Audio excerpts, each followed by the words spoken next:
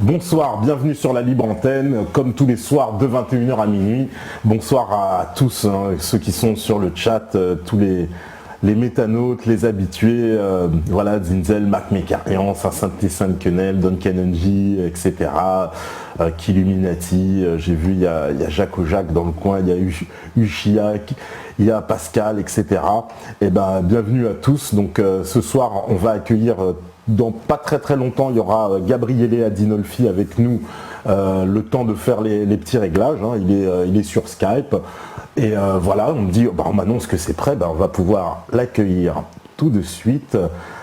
Alors, monsieur Adinolfi, bonsoir.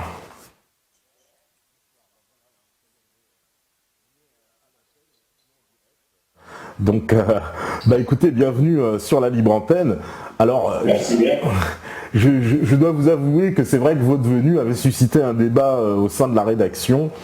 Et voilà, enfin moi j'étais de toute façon partisan de vous donner la parole parce que je pense qu'on doit donner la parole à tout le monde, y compris les gens avec qui on ne partage pas forcément les mêmes idées et que c'est d'autant plus intéressant, si j'ose dire, de pouvoir de pouvoir vous avoir parce que il y a un certain nombre de questions que pas mal de gens veulent vous poser, j'imagine, parce que vous connaissez le principe de l'émission, il y a des questions évidemment du public.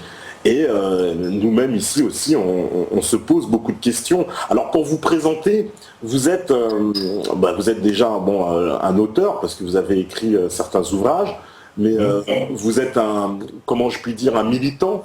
Oui, tout à fait. Voilà, un militant. Alors, est-ce que vous acceptez le terme de néo-fasciste?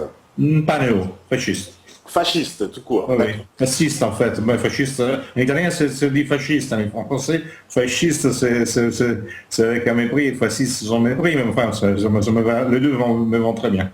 D'accord. Alors justement, il y a pas mal de questions déjà sur le chat, j'en ai vu tout à l'heure. Mais est-ce que vous pourriez donner une définition du fascisme, justement, pour commencer, pour nous introduire? Je vous en donne deux, qui ne sont pas de moi.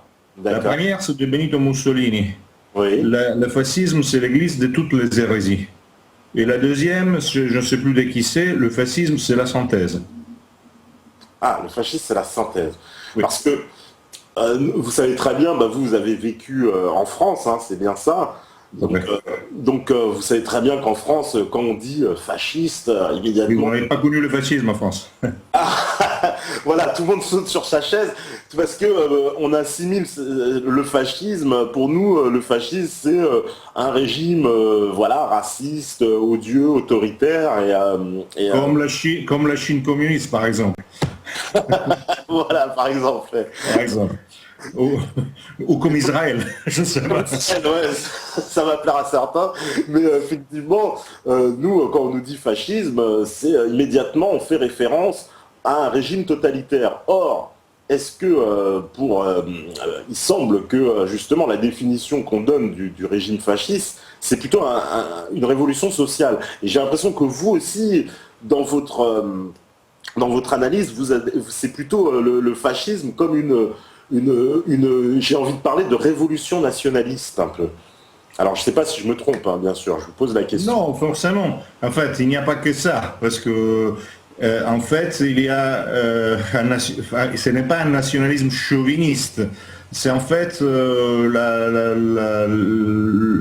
l'idée du fascisme, par exemple, vous la retrouvez parfaitement dans l'architecture fasciste, en particulier dans les 42 devenus après le quartier Lèvres. C'est en fait la recherche des racines relancées dans le futur.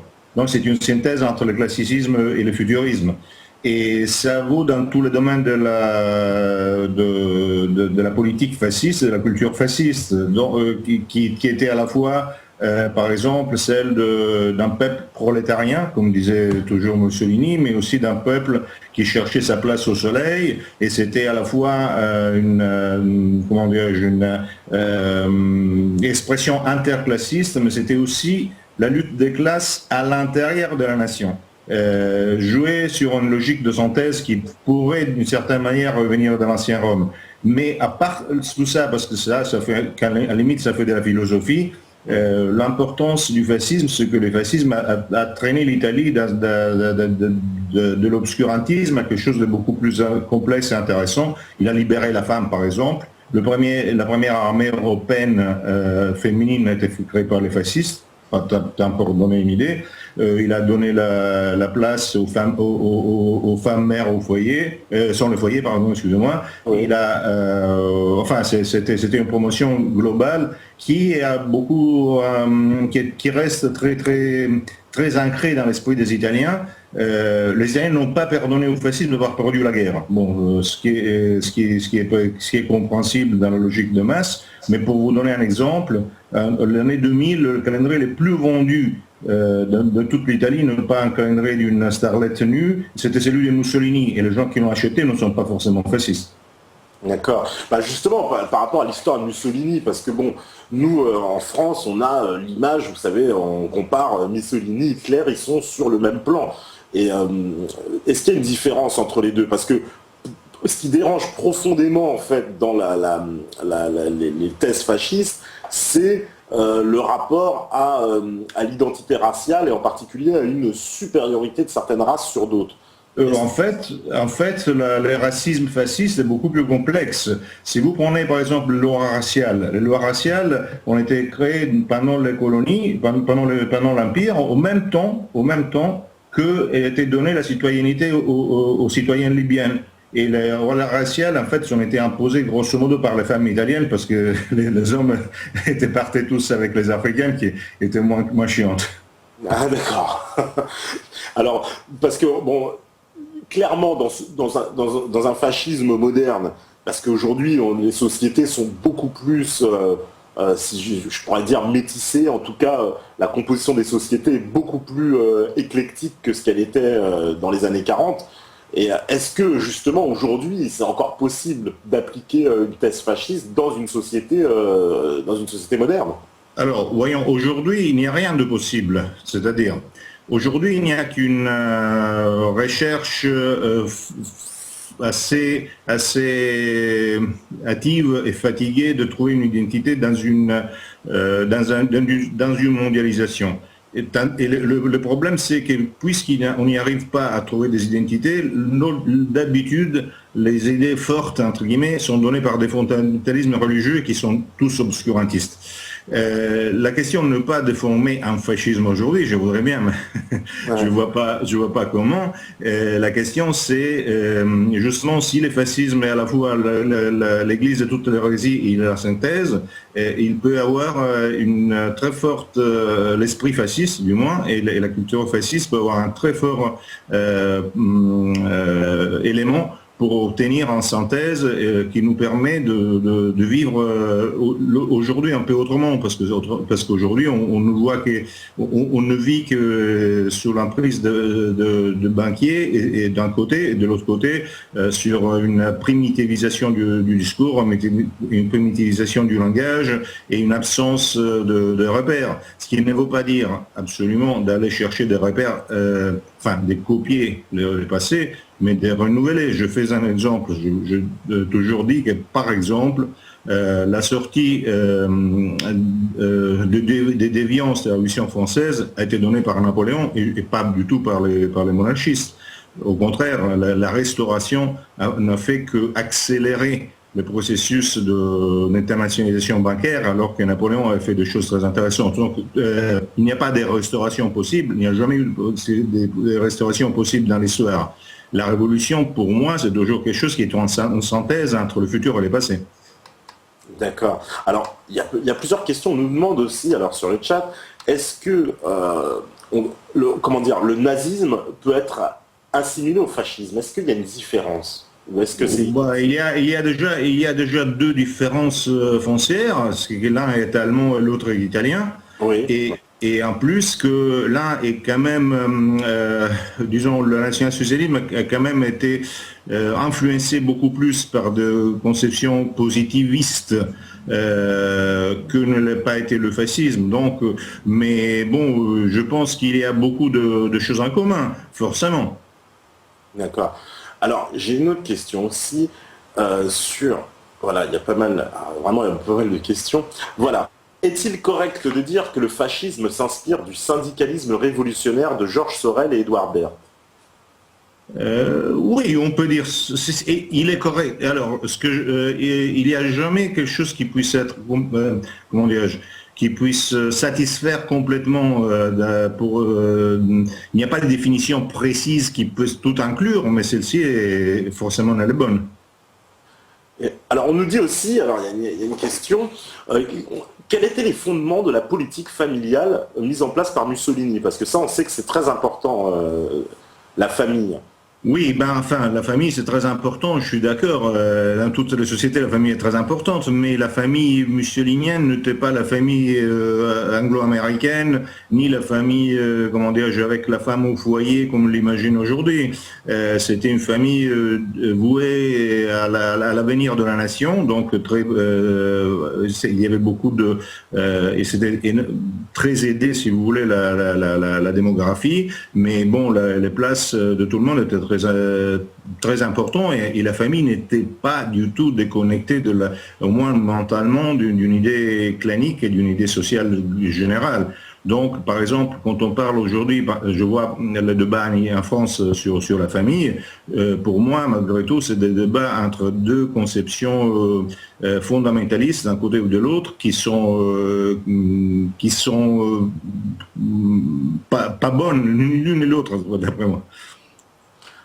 Alors, on me demande aussi comment dire, pourquoi quel est le pourquoi exactement des premières lois antisémites de Mussolini? Pourquoi il a fait des lois antisémites, Mussolini? Il n'a pas fait des lois antisémites. Enfin, ah oui, vous parlez de la République sociale, d'accord. Ouais. Bon, alors là, la question en Italie, c'est bien compliqué, parce que déjà en Italie, il n'y a jamais eu beaucoup de juifs. Hein, et en plus, toute la question juive française, qui est une question très souvent liée à disons, au fait qu'il y avait une oligarchie qui était censée au moins avoir pris des places très importantes au XIXe siècle, en Italie n'existe pas parce que cette place était tenue par les curés. Donc en fait, le parallèle alors qu'en France et l'extrême gauche et l'extrême droite ont été longuement antisémites, en Italie on était longuement anticlérical, parce que la situation est complètement différente. Les juifs italiens n'étaient pas très nombreux et la plupart d'entre eux étaient fascistes. Il y avait aussi quand même une petite oligarchie internationaliste qui a beaucoup travaillé même avec les Américains et qui a contribué par exemple à dévoyer la bombe atomique vers les Américains. Alors je me demande si ce n'est pas été ça qui a causé la réaction principale, ou si ce n'a pas été le fait que les Congrès juifs avaient déclaré la guerre à l'Axe. Bon, je ne sais pas, c'est impossible à cerner, à déduire. Mais il ne faut pas oublier encore un truc, qu'il y a pas mal de volontaires, même en République sociale, qui étaient juifs, hein, y compris chez les officiers. Donc, c'est bien une histoire italienne. Alors justement, on nous demande quels furent les rapports entre Mussolini et le monde bancaire. Mussolini est le monde bancaire. Mussolini a fait une réforme bancaire très importante. Il n'a pas nationalisé, enfin il nationalise la banque. Il n'est pas arrivé jusqu'à Hitler. Il n'a pas arrivé jusqu'au point d'Hitler qui avait complètement maîtrisé la value. Mais enfin, le monde bancaire était bien soumis aux intérêts de l'État. Et voilà une différence importante entre les révolutions nationales et les révolutions, par exemple, communistes. Les révolutions communistes n'ont jamais nationalisé les banques. Oui, d'accord. Parce que ça, c'est une question qui revient souvent, parce qu'on me demande, oui, est-ce que finalement, voilà, il y a une thèse, je ne sais pas si vous connaissez l'historienne Annie Lacroix-Riz, parce qu'elle parle d'une connivence entre le régime mussolinien et les puissances bancaires. Elle développe cette thèse-là. Je pense qu'il y a une connivence parmi tout régime et toute banque. Si on arrive à l'utopie d'éliminer la value, bon d'accord, je suis d'accord. Le problème dans ce genre de choses, c'est si quelle est la place qu'ils ont les financiers, et si les financiers et surtout quelles sont les relations internationales et nationales. Et en fait, bon, c'est hors de discussion que la banque italienne était soumise au pays, au régime. Je vous dis encore une chose qui peut être significative. Quand il y a eu la guerre civile, enfin, appelons comme ça, quand les alliés, les Anglo-Américains ont débarqué en Italie, et le roi a pris la fuite qui nous a coûté beaucoup, parce que jusqu'alors, les Italiens étaient très connus, même comme guerriers, et étaient très estimés par Napoléon, étaient très estimés par Rommel. Depuis la fuite lâche du roi, on a commencé à parler du fait que les Italiens avaient inventé la marche arrière dans les chars, si vous savez. Bon, après ça, il y a eu aussi un affrontement, une espèce de guerre civile, bien qu'en fait, les Italiens du Nord se sont battus contre les Anglo-Américains, et les partisans étaient... ils n'ont pas fait grand-chose, mais c'est pas trop grave. Quand la guerre est finie, calculez que la République sociale, c'est-à-dire la République du Nord, qui avait maintenu un effort de guerre et qui, en plus, devait soutenir l'armée allemande, et non pas parce qu'elle avait dit, mais parce que c'était un engagement qui avait été pris par le roi vis-à-vis des Allemands en Italie. Malgré ça, il a livré un bilan inactif, alors que la partie du Sud avait déjà une dette, je crois, de 400 ou 500% en 2 ans par rapport à ce qui était auparavant. Donc on voit bien qui était avec les banquiers. D'accord. Alors, j'ai encore pas mal de questions. Alors voilà. On me dit, ça c'est une question de sa sainteté, qui dit « Le fascisme de Mussolini est réputé pour avoir mis à plat la mafia pendant qu'il était au pouvoir ». Qu'est-ce que vous en pensez, vous? C'est vrai? Si, c'est vrai. Déjà, c'est... alors, je ne vais pas non plus, comment dire, jouer le barde. C'est tout à fait vrai. Mais il faut aussi dire quelque chose d'important. C'est-à-dire que la mafia... grosso modo, déjà, qu'est-ce que c'était la mafia? La mafia, c'était une espèce d'ensemble de familles qui s'est substitué à l'État, parce que la Sicile étant occupée parfois par les Français, parfois les Espagnols, parfois même par les Autrichiens, etc., et parfois par les Napolitains, parce qu'à l'époque, on considérait quand même, esprit des clochers, j'imagine que les Siciliens considéraient même les Napolitains des étrangers.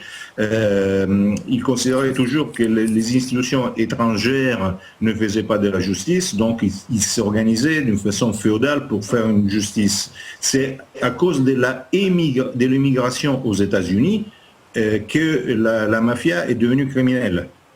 Donc, début des années du XXe siècle, la mafia était déjà criminelle, mais c'était une criminalité de bas profil, disons. Et il est certain que Mussolini a appelé la mafia, en plus il a envoyé comme préfet, le préfet mort, il était en plus antifasciste.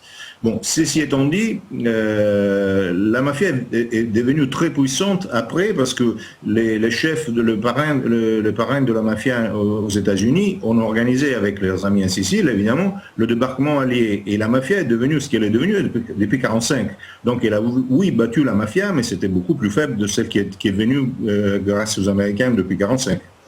D'accord. Puisque en plus, alors ça vous pourrez peut-être le confirmer aussi, le débarquement en Sicile pendant la Seconde Guerre mondiale, il a été, on sait, organisé en collaboration avec justement la mafia, mais évidemment oui, les éléments américains, genre Lucky Luciano, etc. Tout à fait. Tout à fait. Et pareil à Salerne, pareil le deuxième débarquement à Salerne. Et pareil pour le deuxième à Salerne. Donc du oui, coup, est-ce que c'est pas un peu... ce qu'on aurait promis à la mafia, en gros, bon bah vous nous aidez à récupérer l'Italie et puis après la guerre vous ferez un peu ce que vous voulez, quoi. Oui, je suis pas tout à fait d'accord qu'on a promis à la mafia. Je vois pas la différence entre la Maison Blanche et la mafia. Ah, franchement, je l'ai jamais vu. Enfin, depuis les années 30. D'accord. On me demande si le fameux salut nazi, alors justement c'est un salut fasciste, et qui est-il... Salut romain déjà. Ah là, c'est un salut romain, c'est bien ce qu'on me demande, si c'est bien un salut de la Rome antique. Oh oui. Tout à fait. Vous Qui confirmez? veut dire, si l'on veut, qui en plus est utilisé aussi par le Beau-Rouge, exactement avec la même signification. Ça veut dire, on montrait la main droite pour démontrer qu'on n'était pas armé, qu'on venait un ennemi et qu'on était loyaux. D'accord. Ah bah vraiment, ça c'est d'accord, une bonne signification. Alors, est-ce que... Alors j'ai encore, vraiment, vous imaginez, énormément de questions. Alors, on nous demande, est-ce qu'en France, il y a un parti qui ressemble plus à la définition du fascisme telle que vous nous l'avez décrit là? Non, forcément. Non. Il n'y en a aucun, même le Front National par exemple. Oh, mais le Front National, alors là, on discute d'une chose très différente. Le Front National est un parti qui mobilise, enfin, alors déjà, j'ai une très grande estime pour Jean-Marie Le Pen. Ceci dit, le Front National est un parti qui aujourd'hui rassemble un certain désarroi qui se fonde sur une psychologie réactionnaire. Alors, je ne suis pas d'accord sur beaucoup de choses. Par exemple, je suis tout à fait européiste. Ben, c'est déjà une différence énorme par rapport aux positions d'aujourd'hui. Ouais, ouais. Oui, oui, bon, moi, à part ça, bon, à limite, c'est pas le fond. Et la différence, c'est que les révolutions nationales, normalement, rassemblent la psychologie réactionnaire, mais en lui donnant une méthode et une logique révolutionnaire, ce qui n'est pas même pas la volonté du Front National. Alors, quoi qu'on puisse penser du bien ou du mal du Front National, on ne peut pas le considérer un parti fasciste ou néo-fasciste. D'accord. Alors, on me dit aussi, alors voilà, est-ce que l'image violente du fascisme mussolinien, c'est une réelle violence institutionnalisée ou une exagération historique? Alors, iso-océanisé, pas du tout. C'est-à-dire, ne faut pas oublier qu'il y a eu deux guerres civiles. La première en 1919-1921 et la deuxième, disons, 43-45. Et on ne peut absolument pas dire, ni à niveau de chiffres, ni à niveau de force de frappe, que le fascisme a été plus violent que ses adversaires. Ça, c'est absurde. Quand le fascisme a été dans le gouvernement, il a fait des lois dures, mais des lois dures très à l'italienne. Le fascisme a fait au moins 3 amnisties. Il y a eu, je crois qu'il y a eu 4 ou 5 exécutions pendant le régime, un peu plus, mais pas des exécutions d'hommes politiques. Il y a un seul homme qui a été tué pendant le régime qui s'appelle Giacomo Matteotti. En plus, on sait très bien que c'était une bavure parce que il avait été frappé, il était malade. Mais enfin, et en plus les gens qui l'ont tué par accident ont été mis en prison par Mussolini. Donc en fait,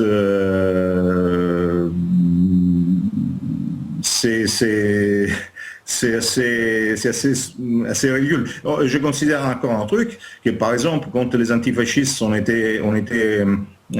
se sont organisés à Paris, en France, en plus, il ne faut pas oublier que la plupart de ces gens-là étaient salariés par Mussolini, et encore, quand la vie a été devenue plus forte, plus chère, Mussolini a augmenté les salaires. Bon, il y avait aussi des gens qui quand même faisaient du terrorisme en Italie. Par exemple, le frère Rosselli était le chef de terroristes, et ils ont été tués, mais pas par les Italiens, par la Cagoule. Donc, vous voyez, c'est pas... D'accord. Alors, on me demande aussi pourquoi le fascisme finalement a disparu en Italie. Est-ce que le peuple était lassé par le parti ou est-ce qu'il y a eu une volonté politique de l'éradiquer après la Seconde Guerre mondiale?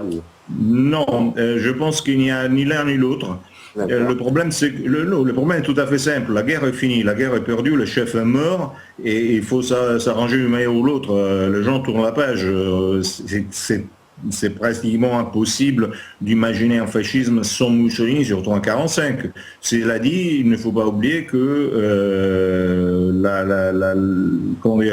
l'esprit mussolinien reste très ancré. Aussi la logique, par exemple, à part la façon dans laquelle tout ceci a été géré, et politiquement, et la médiocrité de gens qui en ont profité, mais toute la percée disons, appelant comme ça le front populiste qui était Berlusconi, la Lega Nord et l'Alliance nationale, ont joué d'une psychologie dans l'électorat qui sont carrément le même électorat du régime. Hein. Donc je ne pense pas que ça soit disparu ni en 45 ni après. Simplement, c'était pas applicable tel quel. Et les gens, j'imagine, qui ont surtout pas envie de jouer les clowns. Très souvent, il y a des extrêmes droites qui prétendent d'être je ne sais plus de quoi par rapport au fascisme, mais c'est souvent des clowns. Et évidemment, on ne va pas suivre les clowns, moi non plus. D'accord. Alors, on nous dit finalement que le fascisme, il n'est pas adapté à l'Italie, ou est-ce que c'est un système qui est exportable? Parce qu'on a l'impression que c'est très italien finalement, dans ce que vous nous dites. Oui, c'est très italien, mais la question, justement, il y a, voilà, on parlait auparavant, vous parliez du fait que c'est une révolution nationaliste ou pas, je dis oui un peu, mais aussi autre chose. La différence entre le nationalisme révolutionnaire, par exemple, et ce qui voudrait être, mettons, une logique de révolution gauchiste, ce n'est pas l'uniformité, c'est l'universalité, c'est-à-dire des éléments universels dans lesquels chacun est différent. Moi, je trouve que, par exemple, il y a une énorme... J'imagine que le fascisme ne soit pas exportable, mais je pense qu'il y a des énormes analogies avec le bonapartisme. D'accord. Alors vous avez dit que vous étiez européiste, c'est-à-dire que vous pensez vraiment que l'Union européenne, c'est... la solution pour le continent européen. Alors, parce qu'on nous demande, est-ce que vous pouvez définir un peu... Non, pas tout à fait, pas tout à fait. Alors, disons que si on considère les choses telles qu'elles sont aujourd'hui, il n'y a rien qui va. Je pense que personne ne soit content. Je voudrais bien voir un Français content de la France, un Italien content de l'Italie. Donc, c'est presque impossible de voir une Européenne content de l'Union européenne. La question, vu que tout va mal, disons, il faut se demander pourquoi et qu'est-ce qu'il faut faire. Alors maintenant, aujourd'hui, il y a chacun trouve l'excuse à accuser l'Union européenne, ou plutôt les Allemands, de toutes ces fautes. Alors, ça ne veut pas dire que l'Union européenne n'a pas de fautes et que les Allemands n'ont pas. Mais la question, c'est que nous sommes dans une situation très particulière. Évidemment, il n'y a pas de futur pour ceux qui ne sont pas capables de faire, d'unir, entre guillemets, culture et puissance. Par exemple, on parle beaucoup du retour à la souveraineté. La souveraineté n'existe plus, mais pour une raison tout à fait simple. Aux années 90, la France s'est fait voler la plupart des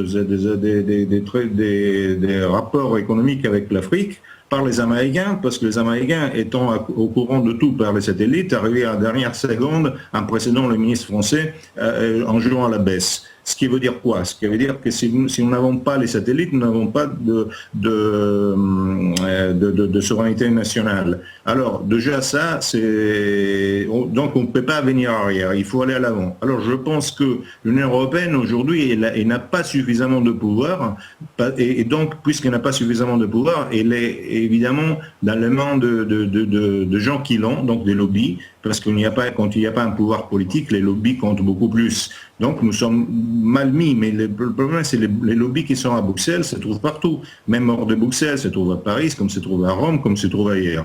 Et je crois, forcément, pour un ensemble de raisons, que notre avenir ne peut pas être autre qu'européenne, autrement on n'en aura pas. Et je pense aussi qu'il y a plusieurs axes en Europe qu'on devrait faire convivre, évidemment en revoyant le traité, en revoyant le tout, mais surtout que le couple franco-allemand est fondamental, et aussi fondamental sa relation avec la Russie, mais la relation avec la Russie ne signifie pas automatiquement russophilie. Moi je ne suis pas russophile par exemple.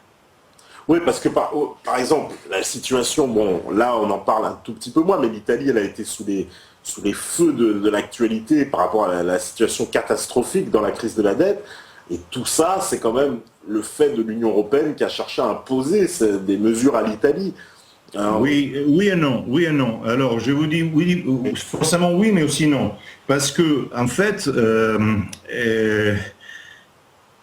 déjà, il y a d'autres éléments à tenir en compte. Premier élément, c'est que la crise qui a touché toute l'Europe est une crise qui suit le 2008. Alors 2008, c'est bien sûr la crise financière, mais 2008, c'est aussi le moment où l'Union européenne, dans la crise géorgienne, a montré une unité politique qui ne suivait pas Washington. Ouais. Et en même temps, il y a eu tellement d'utilisation d'agences de courtage et surtout tellement de spéculations faites surtout par, disons, ce que j'appelle le double parti Citi-Soros, qui a, qui a tiré dans les ailes de pays européens. À ce moment-là, l'Allemagne, qui se trouve à faire le fort principal et qui a le défaut d'être allemande, parce que l'Allemagne a des qualités et des défauts en même temps, c'est-à-dire elle est très rigide, donc elle n'arrive pas très souvent à trouver la souplesse, justement, et c'est demandé aussi parce qu'il ne faut pas oublier qu'on parle de peuples qui pleurnichent. Nous pleurnichons, mais par exemple la Grèce, qui se trouve dans une situation terrifiante. Il se trouve beaucoup plus dans cette situation terrifiante à cause des Anglais qu'à cause des Allemands. Et de toute manière, quand il a reçu les aides, justes ou fausses qu'elles soient, pour l'agriculture grecque, les paysans grecs se sont mis à acheter des Porsche. Et on a fait encore les blagues. Donc, c'est des investissements jetés par la fenêtre. L'Italie ne va pas beaucoup mieux. En plus, il y a un truc, c'est qu'on a signé le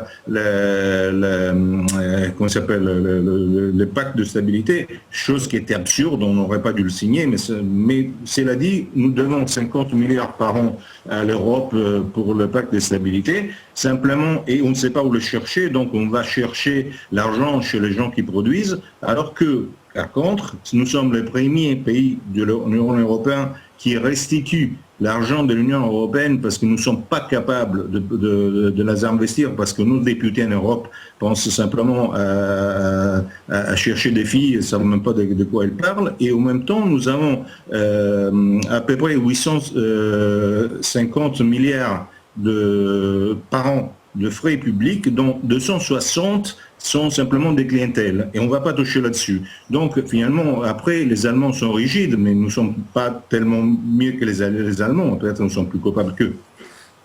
Oui, d'accord. Parce que quand même au niveau... Bon, Berlusconi, il a été un peu... Nous, comment on a senti la chose, c'est qu'il a été débarqué et puis remplacé par Monti, apparemment parce que il n'aurait pas voulu en fait obéir aux injonctions de Bruxelles. Enfin, il traînait les pieds pour mettre en place les mesures. Et puis un peu, on s'est débarrassé de lui, quoi. Non, je pense que c'est un peu le cinéma, ça. Dans le sens que, oui, c'est mon avis. Renzi même, vous verrez qu'il fera beaucoup de choses qui le tiendra beaucoup moins en position. En fait, Berlusconi a été éliminé parce que alors les États-Unis, voyons, les États-Unis depuis 1998. Ils ont considéré, c'est le rapport Cheney qui a lancé toute la politique américaine qui commence par les 2 tours et qui n'est pas encore terminée. Alors, le rapport Cheney dit 2 choses précises. Il dit, le pétrole est en train de finir. Donc, nous les Américains, nous devons occuper les puits de pétrole, surtout ces qui sont sur lesquels se fournissent nos alliés, pour faire augmenter les prix du pétrole, afin de pouvoir rendre compétitif notre pétrole en profondité et surtout la recherche alternative. Grâce à ça, les Américains ont réussi à se mettre, parce qu'ils ont réussi là-dessus, ils ont réussi à devenir pratiquement indépendants de façon, sur le plan énergétique, et dans 5 ou 8 ans, ils sont les principaux exportateurs au monde, surtout de gaz, du shale gas. Toute la révolution, ils ont aidé le printemps arabe, qui ont tous la même logique, c'est de casser les pays producteurs de gaz, et en fait ils sont en train de regasifier toute l'Europe, enfin de créer pas de gasifier, enfin de créer de points pour la gasification en Europe, parce qu'ils vont nous exporter le gaz. Berlusconi, la politique de Berlusconi était complètement contraire, parce que Berlusconi avait une relation très forte avec la Libye, avait une relation assez importante avec la Russie pour ce qui était le South Stream, donc il était complètement dans le collimateur pour sa politique étrangère et énergétique. Alors la question de l'Europe, là, même si vous voyez, ça fait rire l'histoire par laquelle il serait tombé, ça veut dire le spread, parce qu'on voit, quiconque voit que le spread en Italie change selon les agences de courtage sans aucune relation avec la condition économique italienne. Oui, parce que l'Italie, on nous a toujours dit que l'Italie était un pays qui avait des fondamentaux solides, une industrie avec un tissu comme ça économique assez fort, parce qu'il y a beaucoup, on sait, en Italie, de sociétés très spécialisées, de même des PME, mais très très très spécialisées dans des niches. Et là, on voit bien que l'Italie, on lui a demandé de couper les communes, de couper, d'aller taper un peu dans le porte-monnaie j'ai envie de dire, de la classe moyenne italienne. Et il y a quand même un grand chômage aussi en Italie. Oui, je me demande si c'est vraiment l'Europe qui l'a demandé. L'Europe n'a pas demandé, par l'Europe, on ne sait pas qui c'est, mais disons, les commissions n'ont pas demandé que l'argent soit pris par le PMI plutôt que par la clientèle. Ils demandent l'argent. Après, le système politique qui est mafieux et clientélaire, et il va toucher où les gens produisent.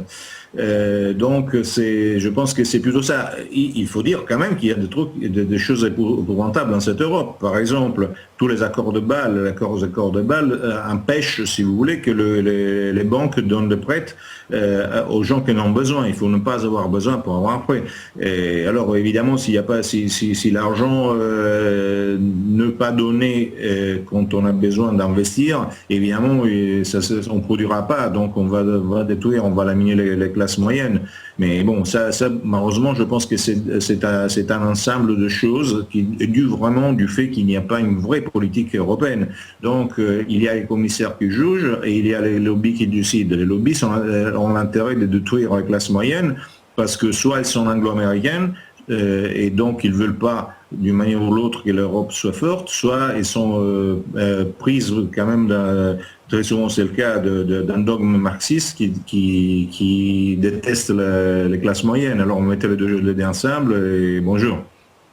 Ouais, parce que au niveau de l'Italie, parce que moi je me rappelle d'une lettre qui avait été écrite par Jean-Claude Trichet, qui était à l'époque directeur de la BCE, et qui enjoignait Berlusconi de prendre tout un tas de mesures. Et puis Berlusconi, on sait que le gouvernement italien avait montré la lettre pour un peu dire, pour dénoncer un peu parce que ça prenait quand même la forme d'un peu très dictatorial, quoi. Vous croyez vraiment que c'est Trichet qui a écrit la lettre, ou il a simplement signé et ce n'est pas Draghi et Napolitano qui ont fait ça?